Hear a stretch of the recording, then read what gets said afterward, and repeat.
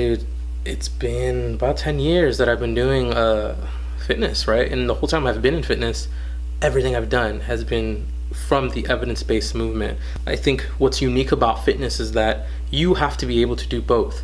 You have to be able to understand how the inner workings of something works, and you have to be understand how to do it. Like, this is one of the only industries where we see this. If you fly an airplane or you race cars, you only have to be either the race car driver, you don't have to know anything about the inner workings. Also, you can be the engineer, you can be the pit team. All you have to do is know how the car works, but you don't have to know how to drive the car. You just have to know how it works. The unique thing about our sport in our industry is that you have to be an engineer and you have to be a driver. No doubt the evidence-based movement has increased people's knowledge of how this machine works, of how the engineering works, but I'm afraid, and I must be honest, that a lot of people in the evidence-based movement are forgetting you need to drive. This is a sport and this is sports. The most important thing that's going to get you there is your skill on actual driving.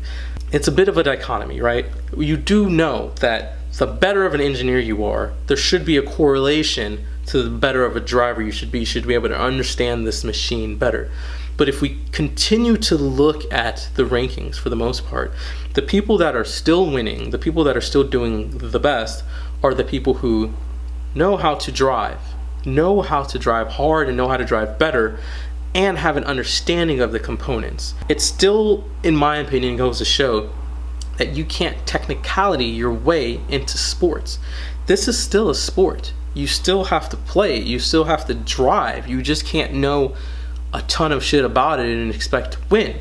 One complements another, no doubt, but I must say, I still, in my heart of hearts, believe that you must be 51% driver, 49% engineer. And I see so many people who think that they can be more engineer than driver and be successful more than the actual drivers themselves. When the event itself is action, lifting is action, the results are all action-based things. You can still be a master of physics. You can still be a master of biomechanics. You can still be a master of kinetics.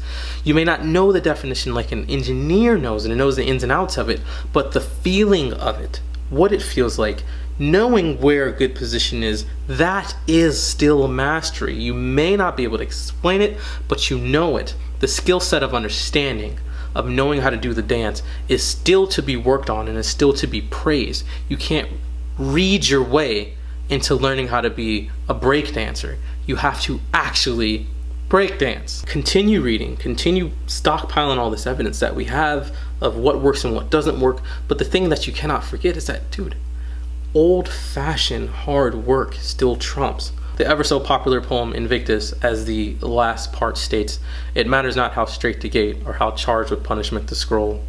I am the master of my fate. I am the captain of my soul." You cannot forget that. You are still in control. You still need to drive. Please, continue the data. Continue this community that I'm so proud to be part of, but I must say, we need to keep driving. It's still something that needs to be executed. We just can't talk our way into it. Like the video if you like the video. If you don't like the video, then I guess you don't like the video. Leave some comments, subscribe, and share. Peace.